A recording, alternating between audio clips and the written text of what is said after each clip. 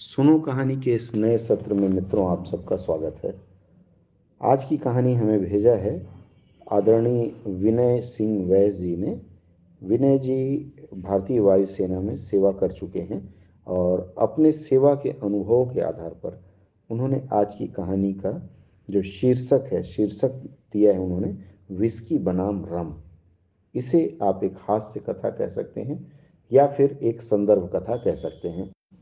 तो फिर चलिए शुरू करते हैं कहानी। रम और विस्की दोनों ही मादक पेय हैं। सामान्य भाषा में दोनों को ही दारू कहा जाता है, लेकिन रम गन्ने से प्राप्त शीरे के किण्वन अर्थात इसे फर्मेंटेशन विथ ईस्ट कहा जाता है, उसके पश्चात प्राप्त घोल के आसवन से बनती है। जबकि विस्की जौ गेहूं के अंकुरण से प्राप्त माल्ट से बनती है। रम अमूमन काले रंग की होती है, जबकि विस्की सुनहरे रंग की होती है। रम जरा सस्ती पड़ती है और इसको पीने के बाद हैंगओवर भी नहीं होता है, इसलिए इसको RUM RUM stands for regular used medicine भी कहा जाता है। जबकि विस्की महंगी पड़ती है, इसलिए पार्टी ब्रांड है।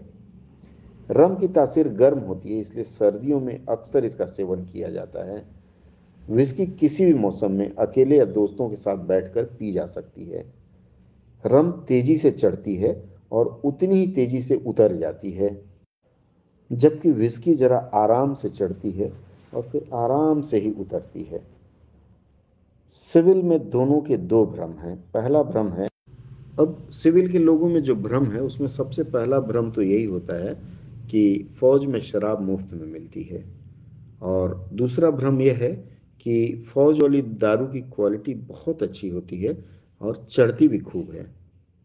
मेरे एक घनिष्ठ मित्र जब भी मैं छुट्टी आता वह कैंटीन वाली दारू की डिमांड रखते थे। चूंकि उनके ऊपर मेरा बड़ा स्नेह था, इसलिए मैं उनकी बात न टालता।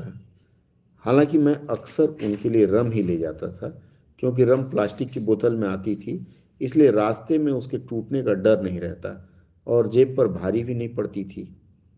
एक बार मैं गर्मी के मौसम में छुट्टी आया तो मुझे लगा कि रम देना ठीक रहेगा, इसलिए मैंने ठीक ठाक क्वालिटी की एक विस्की का बोतल अपने रिश्तेदार के लिए ले ली। उनके घर पहुंचने पर हमेशा की तरह मेरा खूब स्वागत हुआ।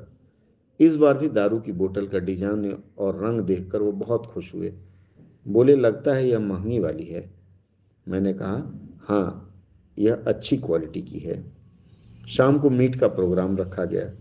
घर के पीछे की तरफ मिट्टी के चूल्हे और अलग रखे बर्तन में मीट पकने लगा और साथ ही मेरे रिश्तेदार ने पैग लगाने शुरू कर दिए।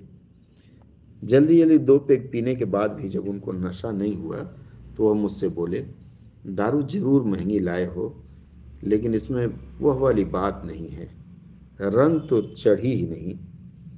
मैंने कहा, यह विस्की है, देर से चढ़ेगी, आप आराम से पीजिए। लेकिन उन्होंने मेरी बात अनसुनी कर दी। शायद उन्हें तुरंत किक चाहिए थी। वह गटागट विस्की पीते गए। कुछ ही देर बाद उनकी आवाज, यहां तक कि उनका शरीर उनके नियंत्रण से बाहर होने लगा। जीभ लड़खड़ाने लगी और शरीर डगमगाने लगा। बाद में जब सभी को मीट परोसा गया तो उन्होंने बमुश्किल दो रोटी खाई। एक एक